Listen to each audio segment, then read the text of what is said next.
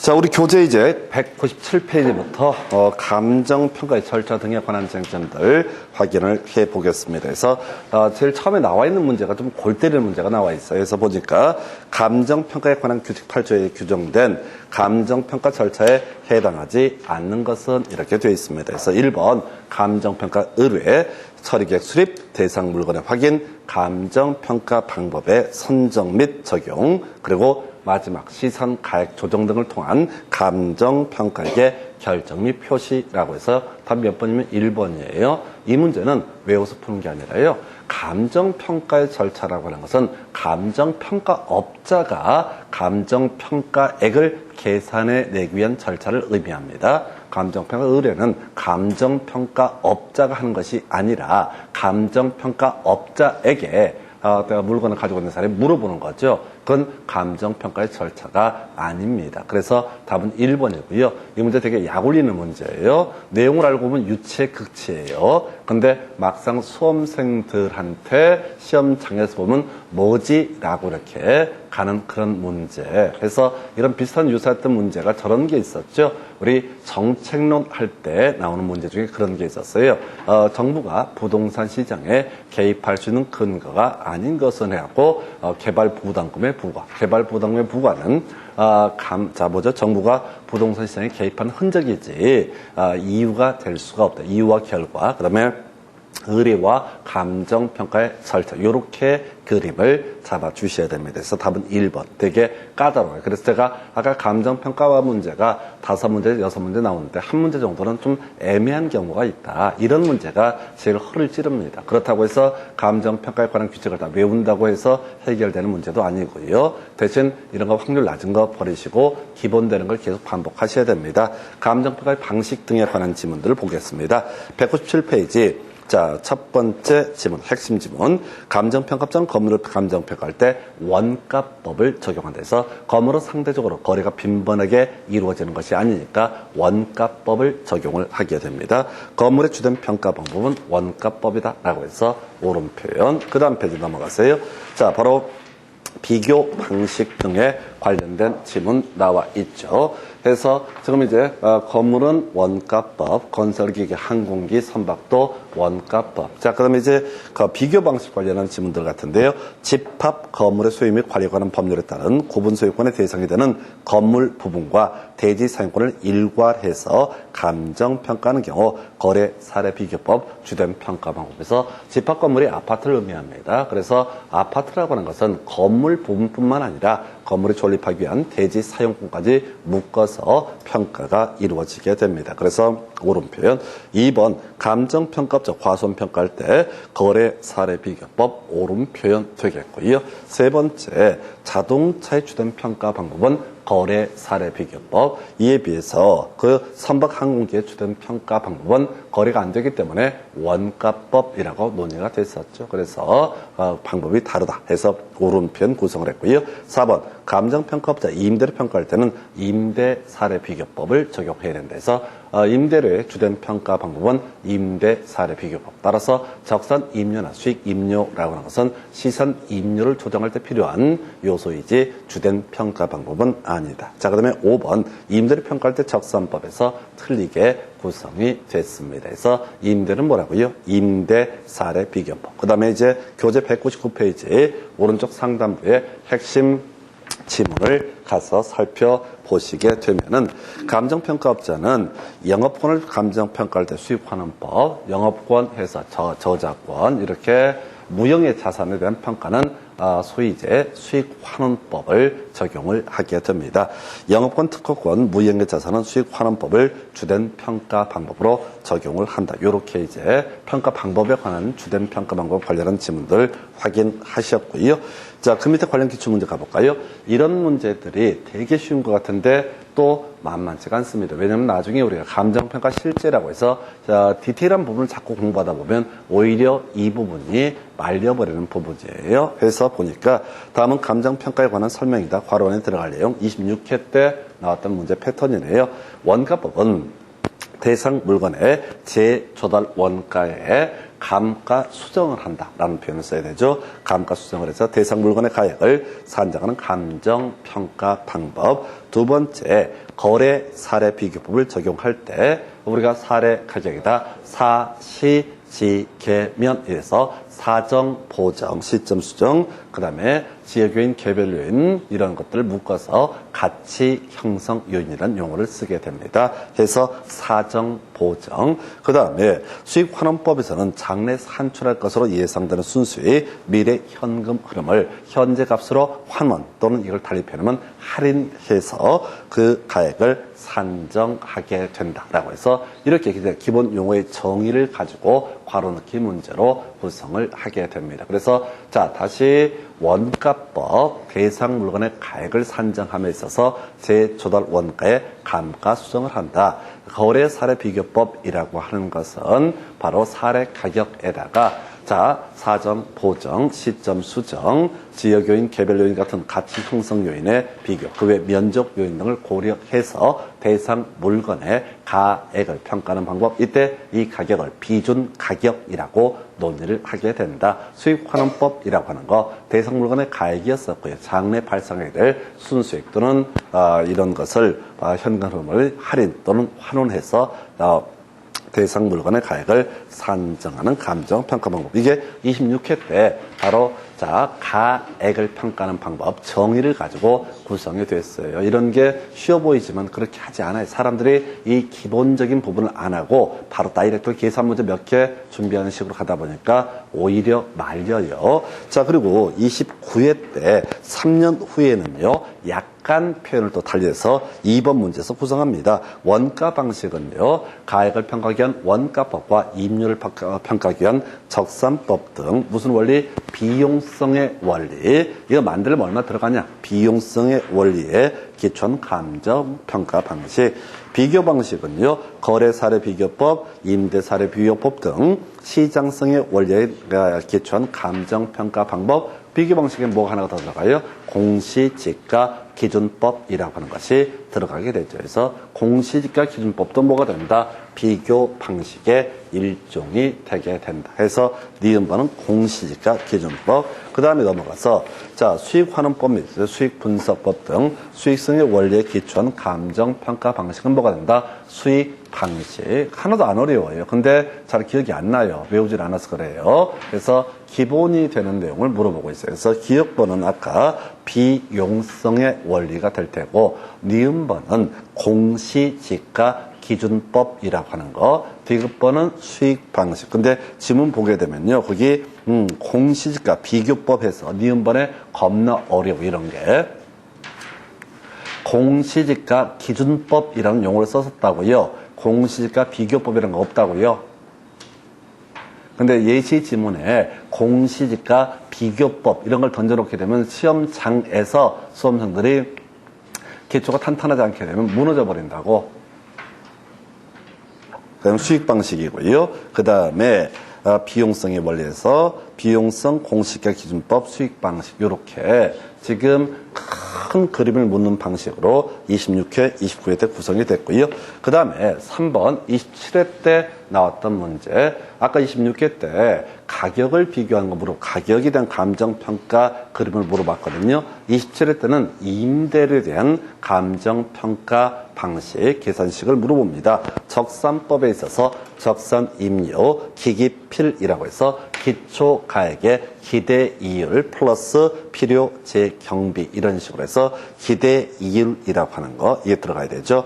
임대사례비교법에서는 비준임료라고 하는 게 사례임료에다가 사정, 보정, 시점, 수정, 지역 요인, 개별 요인 등 가치 형성 요인, 또 면적 요인 등 이런 것들을 고려한 데서 비준임료라는 단어를 물어봤던 사례가 되겠습니다. 비준임료라고 하는 거 적산임료, 기기필, 비준임료, 그럼 이제 수익임료도 나오겠죠. 그래서 수익임료는 순수익 플러스 필요재경비인데 이건 무슨 방식이다? 수익 방식, 수익 분석법이다라고 하는 거, 수익 분석법. 해서 자 이렇게 해서 기업번은 기대이율, 니은번은 비준임료, 디귿번은 수익 분석법이라고 하는 거. 근데 수익 분석법 다리에 수익 환원법 막 던져놓는단 말이에요. 수익 환원법은 가액을 평가하기 위한 것이고 수익 분석법은 이익률을 평가하기 위한 것이다. 그래서 이익률을 평가했을 때 그 이익률을 수익이익료라고 부르고 수익이익료는 순수익 플러스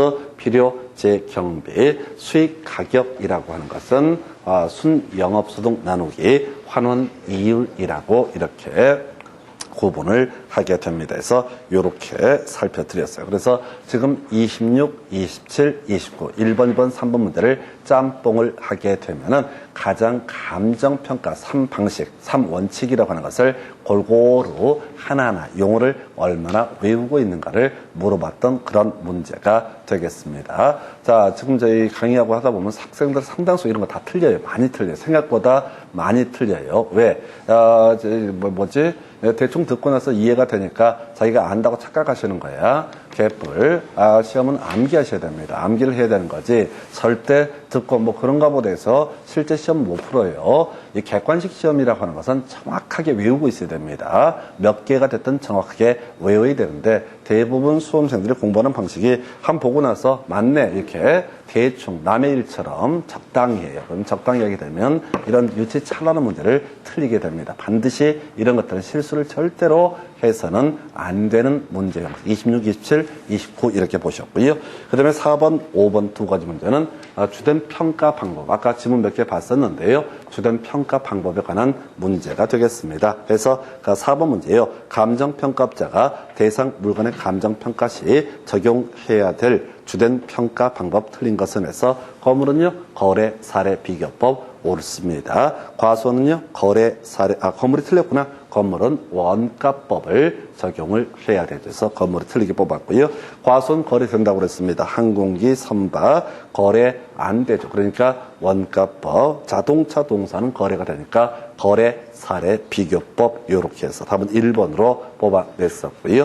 그 다음에 5번 문제 감정평가에 관한 규칙상 주된 평가 방법으로 틀린 것은 해서 건설기계 거래 안 됩니다. 그래서 원가법에서 답은 1번으로 틀리게 구성이 됐고요. 저작권 수익 때문에 수익이랑 관련되어 있죠. 저작권 수익 환원법이라고 하는 거. 건물은 뭐예요? 원가법이라고 하는 거. 임대료는 임대사례비교법, 광업재단, 공장재단 이런 것들도 수익성의 원리에 기초해서 수익환원법을 주된 평가 방법으로 삼는다. 이런 거 할 때도 광업재단 저작권하고 수익 분석법 하게 되면 또 착각하실 수가 있어요. 정확하게 외우셔야 됩니다. 쉽다고 해서 쉬운 게 아니에요. 그래서 이런 거 다 맞추면요 무조건 합격합니다. 이런 거 이 정도 기초가 탄탄하게 잡혀 있으면 거의 틀릴 일이 없어요. 그래서 요는 지금 감정평가라고 해서 처음에 공부할 때 용어가 좀 어렵고 용어가 좀 익숙해졌다고 해서 그게 객관식 문제를 풀어갈 때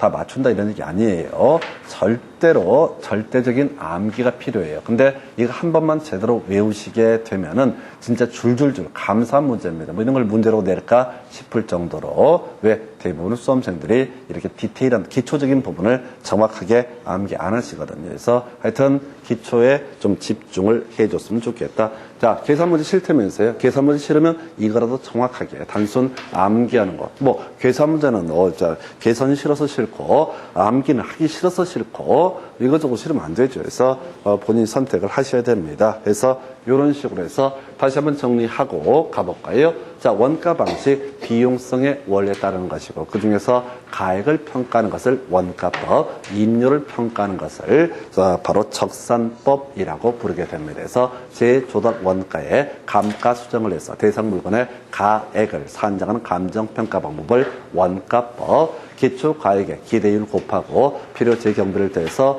대상 물건의 이익률을 계산해내는 방식을 적산법이라고 부르게 될 것이고요. 그 다음에 비교 방식 세 가지가 있죠. 거래사례 비교법, 임대사례 비교법, 공시지가 기준법. 그래서 사례 가격을 기준으로 해서 대상 물건의 가액을 산정하는 감정평가 방법을 거래 사례 비교법, 사례 임률을 기준으로 해서 대상 물건의 임대료를 계산해내는 방식을 임대 사례 비교법. 자, 표준지 공시지가를 기준으로 해서 대상 토지의 가액을 계산해내는 방식을 공시지가 기준법이라는 용어를 쓰게 될 것이고요. 그다음에 수익성의 원리에 따른 수익 방식이라고 하는 거 이렇게 돼 있죠. 수익 환원법이라고 하는 거. 자, 대상 물건에서 장래에서 환출하게 된 이익, 현금 흐름을 현재 가치로 환원 또는 아까 할인도 물어봤었죠. 할인해서 대상 물건의 가액을 평가하는 방법을 뭐라고 한다? 수익 환원법이라고 하게 됩니다. 그래서 수익 환원법의 원, 그 다음에 가액의 가 해서 원가에서 가격 이렇게 외우시는 게 빠를 수도 있겠어요. 그래서 수익 분석법하고 수익 환원법이 자꾸 헷갈리거든. 수익 분석법은 뭐라고요? 자, 분석할 때 분자고요. 임대료에 임자 떠서 분임해서 원가 분임 이런 식으로 외우시게 되면 수익 환원법과 수익 분석법이라고 하는 거 요거 잡아낼 수 있어야 돼요. 제일 무식한 방법은 그냥 계속 환원법은 가격이고 수익 분석법은 임대료라고 하는 거 요 차이 물어보고 있다고 계속 물어보고 있습니다. 그래서 가격은 뭐가 되고 바로 가액을 평가하는 것은 수익 환원법이 되게 될 것이고 임대료를 평가하는 방법은 뭐가 된다? 수익 분석법이라고 하는 거 원가 분임 이런 식으로 외우는 것도 하나의 방법 해서 다시 자 수익 환원법은 뭐라고요? 가액을 평가하는 방법 수익 분석법은 뭐야? 임료를 평가하는 방법에서 하여튼 머리를 좀 써보셔야 돼. 이걸 외우기 위한 수단은 그냥 막연하게 가액은 수익 환원법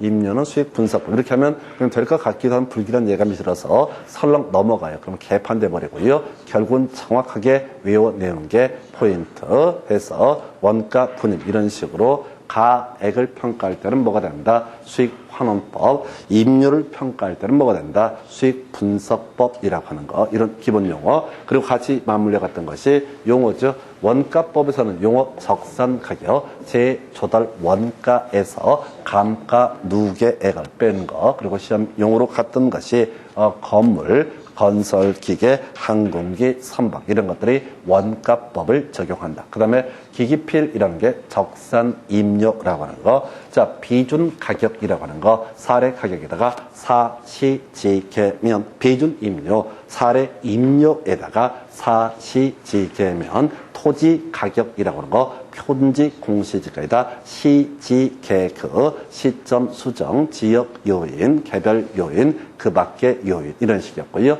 수익 환원법에서 수익 가격이라고 하는 것, 수익 가격이라고 하는 것은 저거 있었죠. 바로 순영업소득 나누기 환원 이율 외우셔야 된다고. 순영업소득이 뭔지 의심하지 말고 먼저 수익 가격이라고 하는 것은 순영업소득 나누기 환원 이율이라는 걸 먼저 외우고 나서 그 다음에 순영업소득이 뭔지 환원율이 뭔지를 그 다음에 따져보셔야 돼. 근데 대부분 수험생들이 하는 짓거리가 뭐냐면 꼭 이런 식이야. 자, 수익 가격은요 순영업소득 나누기 환원 이율입니다. 그럼 이제 먼저 외우셔야 되잖아. 근데 외우기 싫으니까 근데 순영업소득 뭔가요? 환원율은 뭔가? 이렇게 딴 데로 옆으로 세버리는 거야. 일단 한 단계씩 먼저 외우고 시작하실 거. 그 다음에 수익 임료라는 것은 순필에서 순수익 플러스 필요 재경비 이런 식으로 감정평가 이루어지게 된다. 이렇게 뼈대를 잡게 됩니다. 그래서 이 정도가 감정평가의 방식 등에 관한 주제 설명드렸었고요. 자, 이제 시선 가액의 조정. 아까 설명드렸던 주제예요.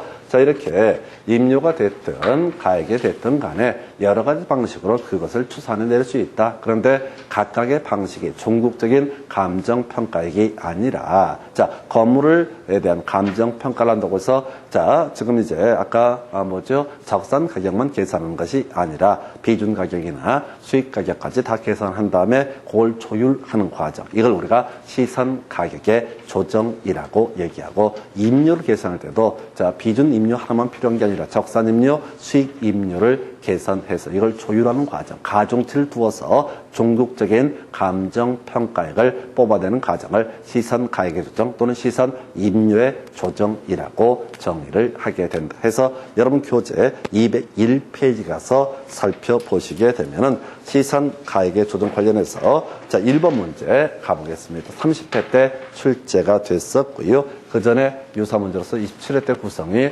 됐습니다. 그래서 30회 때 1번 문제부터 가볼까요? 감정평가 3방식 및 시상가액 조정 등에 관한 설명 틀린 것은 해서 1번 감정평가 3방식은 수익성, 비용성, 시장성에 기초하고 있다 해서 옳은 표현. 비용성의 원리가 아까 적산 가격과 적산 임료, 그다음에 시장성의 원리라고 하는 게 비준 가격과 비준 임료 외 토지 가격도 있었고요. 수익성의 원리가 수익 가격이라고 하는 것과 수익 임료라고 하는 것이 존재했었죠. 2번 질문, 시산 가액은 감정평가 3방식에 의해서 도출된 각각의 가액이라 해서 아까 지금 임대료도 비준 임료도 있고 적산 임료도 있고 수익 임료도 있는데 이 하나를 뭐라고 한다? 시산 임료, 적산 가격을, 비준 가격을, 수익 가격을 하나를 뭐라 부른다? 시선 가액, 시선 가격이라고 얘기를 하게 됩니다.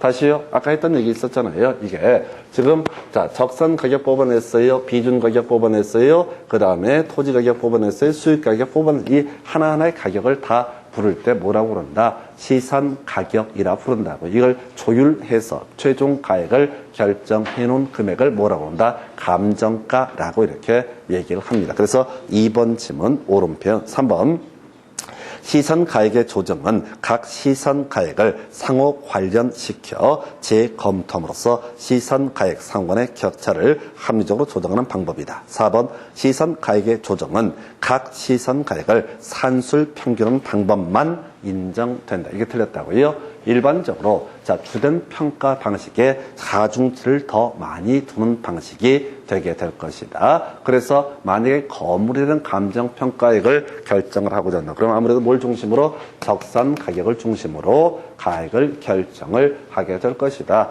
아파트, 집합 건물이라는 감정평가를 할 때는 비준 가격을 중심으로 가액이 결정이 될 것이다. 그 다음에 이제 광업재단, 저작권 이런 것들을 중심으로 할 때는 수익 가격을 중심으로 그 가액이 결정이 되게 될 것이다. 이렇게 해석을 합니다. 그래서 4번 지문을 틀리게 뽑았어요. 그 다음에 5번 감정평가에 관한 규칙에서는 시선 가액의 조정에 대해서 규정하고 있다 해서 그래서 우리가 공부를 하게 되는 겁니다. 그래서 가중치를 둔다라는 것을 4번 지문에서 틀리게 단순하게 산술 평균한다. n분의 1이 아니라 뭐라고요? 비중, 가중치를 두어서 감정평가를 한다. 근데 이 문제는요. 그전 27회 문제에서 이미 사례형 문제로 구성을 했던 바가 있습니다. 그래서 다음에 자료를 활용해서 시선 가액 조정을 통해서 구한 감정평가액은 이렇게 돼 있어요. 그래서 보시게 되면은 이렇게 돼 있잖아요. 지금 거래 사례는 뭐가 됩니까? 비교 방식이 되게 되는 거죠. 거래 사례는 뭐가 된다? 비교 방식. 그래서 나온 금액이 얼마야? 1억 2천이라고 주어져 있습니다. 두 번째, 조성 비용이라고 해서 조성 비용은 뭐가 되는 거예요? 원가가 되는 거죠. 원가 방식을 통해서 이 금액을 계산해 내게 되면 얼마? 1억 1천만 원이라는 금액이 주어지게 될 것이다. 세 번째, 임대료를 통한이라고 되어 있죠? 이게 좀 어려웠어. 임대료는 볼까요? 감정평가의 방식, 비교 방식, 원가 방식. 그 다음에 세 번째가 뭐가 있어요? 수익 방식이라고 하는 것이 있었죠. 이 수익 방식을 통해서 이 만들어진 이 대상 물건의 가액, 시선 가액이라고 하는 것이 얼마? 1억이라고 주어져 있습니다. 그러면서 문제에서는 뭐라고 데이터가 주어져 있냐면 가중치라고 해서 원가 방식, 비교 방식, 수익 방식 이렇게 가면서 원가 방식이 얼마? 20%. 그러면 0.2를 곱하면 되는 거죠. 그 다음에 지금 비교 방식이 50%, 비교 방식은 얼마? 0.5를 곱해주면 되는 거죠. 그 다음에 수익 방식이라고 해서 수익 방식이 얼마? 30%. 그래서 0.3. 그럼 이제 지금 비교 방식에서 1억 2천, 원가 방식에서 1억 1천, 그 다음에 수익 방식에서 1억이라는 금액이 나오게 된 상태인데요. 여기에서 지금 비교 방식에서 50%의 가중치를 준다는 얘기는 0.5를 곱한다. 그래서 나온 금액이 6천만 원이 될 테고요. 비교 방식에 6천이 나올 테고, 원가 방식 1억 톤에다가 0.1을 곱하면 2,200만 원이 되게 될 것이고, 그 다음에 수익 방식에서 얼마? 3,000이라는 금액이 나오게 된다. 이걸 이제 더하게 되는 거죠. 가중치를 둬서 계산한다는 얘기가 이걸 더하게 되면은 1억 1,200인가요? 1억 1,200이라는 금액이 이 물건의 감정평가액이 되게 된다 해서, 여기서는 두 가지를 물어봤죠. 첫 번째가, 자, 지금 비교 방식, 자, 원가 방식, 수익 방식의 의미를 물어본 게 첫 번째고요. 그 다음에 가중치를 주면서 이게 어떻게, 자, 종국적인 감정평가액이 나오느냐라고 하는 걸 물어보는 거. 이런 식의 두 가지 지식을 물어봤고요. 이 문제에서 결국은 우리가 시선가액을 조정을 할 때는 뭘 한다고요? 가중치를 두는 것이 일반적이다. 그래서 바로 앞에 문제, 1번 문제 4번 지문을 보게 되면 산술 평균하는 방법만을 적용할 수 있다라고 해서 틀리게 뽑았다고. 자, 출제자의 의도 27회 문제 사례형 문제 나왔었고요. 그 다음에 30회 문제에서는 가중치냐 산술 평균이냐 요걸 물어봤던 그런 문제가 되는 거예요. 그래서 기존에 27회 문제를 정확히 소화할 수 있다면 충분히 가중치라는 개념을 이해하실 수가 있었던 그런 사례가 되겠습니다. 그럼 이제 앞으로 낼 수 있는 문제 또 27회처럼 계산 문제 형태 던져주게 될 테고, 그때는 이제 가액이란 표현을 쓰지 않고 이렇게 나올 수 있겠죠. 시산 임료라고 해서 적산 임료 얼마, 또는 이제 비준 임료 얼마, 그리고 수익 임료 얼마 이렇게 던져주면서 그때 가중치가 얼마다 이렇게 주면서 이때 시산 임료 조정을 통한 감정평가액이 얼마냐 이렇게 물어보면 또 수험생들은 또 전혀 새로운 문제라고 생각하실 수 있습니다. 27회 때는 가액을 가지고 물어봤고 30회 때는 가중치라는 이 표현을 가지고 물어봤고, 그럼 앞으로 나온다는 보나마나 시산 임료의 조정, 계산 문제처럼 보이는데 계산 문제 아니에요. 이건 그냥 기본 의미를 묻는 것이고요. 자, 이 내용. 자, 그래서 결국 이제 이것도 계속 같은 게 원가 방식, 그 다음에 바로 비교 방식, 수익 방식 이런 용어들이 숙달이 돼 있게 되면 아주 그냥 쉽게 풀 수가 있는 문제이고, 요 개념이 정확히 세팅이 돼 있지 않게 되면은 이게 이제 답이 안 나오는 그런 문제가 되겠습니다. 이것도 이 문제 한번 푸는 게 중요해요. 산수가 중요한 게 아니라니까. 계산은 누구나 할 수 있어요. 보면 자 1억 2천원에 50%의 가중치를 둔다. 그러면 0.5 곱하니까 6천만 원. 1억 1천만 원에 20%의 가중치를 둔다. 그러면 0.2. 이게 투자론 할 때 맨날 이제 계산한 방식이잖아요. 그 다음에 이제 1억에 30%의 가중치다. 그러면 3천만 원. 바로 암산 떨어지는 겁니다. 계산이 문제가 되는 게 아니라 이게 수익 방식이다, 비교 방식이다, 원가 방식이다 라는 개념이 세팅이 돼 있냐, 돼 있지 않느냐에 따라서 이 문제를 풀 수도 있고 못 풀 수도 있겠죠. 그 정도가 되겠고요. 자, 이제 교재소로 가서 203페이지. 자, 용어 한번 보겠습니다. 우리 앞에서 감정평가의 절차 중에서 용어 등에서 기준 시점, 가격 조사를 완료한 날짜 이런 거 있었고요. 그 다음에 가구 일부라고 해서 가치가 다르면 어떻다? 구분하여 평가하고 일체로 이용되고 서못하 그 부분에 대해 일체로 이용되고 있는 일부에 대한 평가를 부분 평가라고 정의를 했었죠. 해서 교재 203페이지의 핵심 지문 가보겠습니다.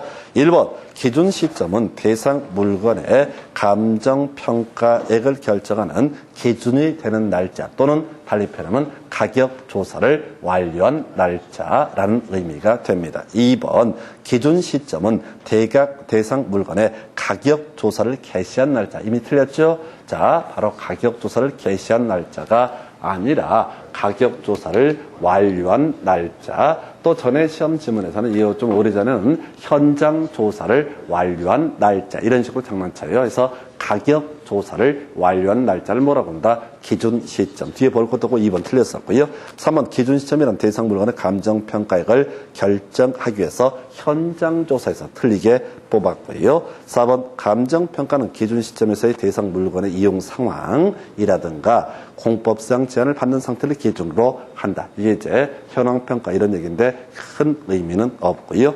그 다음에 두 번째 박스, 감정평가업자는 감정평가 의뢰인이 요청하는 경우 대상 물건의 감정평가액을 시장가치 외의 가치를 기준으로 평가할 수 있다. 포인트 뭐라고요? 시장가치 외의 가치를 기준으로 평가할 수 있다. 시장가치 외의 가치를 기준으로 다 평가할 수 있다라고 하는 거, 요렇게 논의를 삼습니다.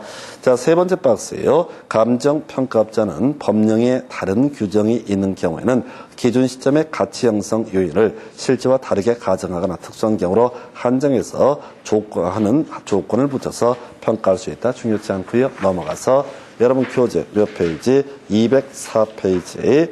핵심 지문 첫 번째, 둘 이상의 대상 물건이 일체로 거래되거나 대상 물건 상관에 용도상 불가분의 관계가 있는 경우 일괄해서 평가할 수 있어서 아까 집합 건물이 가장 일괄 평가의 대표적인 케이스가 됐었죠. 집합 건물도 일괄 평가의 대표적인 케이스가 되게 된다 해서 아까 우리 집합 건물이란 것은 구분 소유권이라고 해서 그 건물 특정 부분을 사용하시는 권리 외 그 토지에 그 건물에 달라붙어있는 대지 사용권을 묶어서 구분 소유권. 그래서 일괄 평가. 또 아까 산지와 인목이라고 하는 거 묶어서 평가한다면 그걸 일괄 평가라고 예시를 했습니다.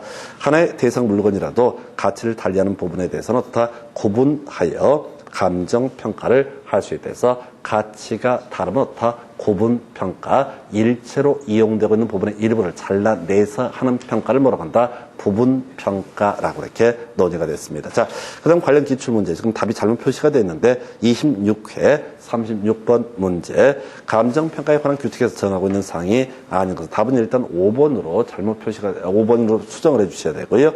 시장가치. 아까 보셨죠? 시장가치, 통상적 시장, 정통한 당사자, 성립할 가능성이 가장 높다고 인정되는 가격. 현황 기준, 아까 보셨던 있는 그대로 평가한다. 그 다음에 개별 물건을 기준으로 평가하는 게 원칙인데 예외 일괄 평가, 구분 평가, 부분 평가도 가능하다. 그 다음에 원가 방식, 비교 방식, 수입 방식은 아까 한참 설명드렸던 내용이고요.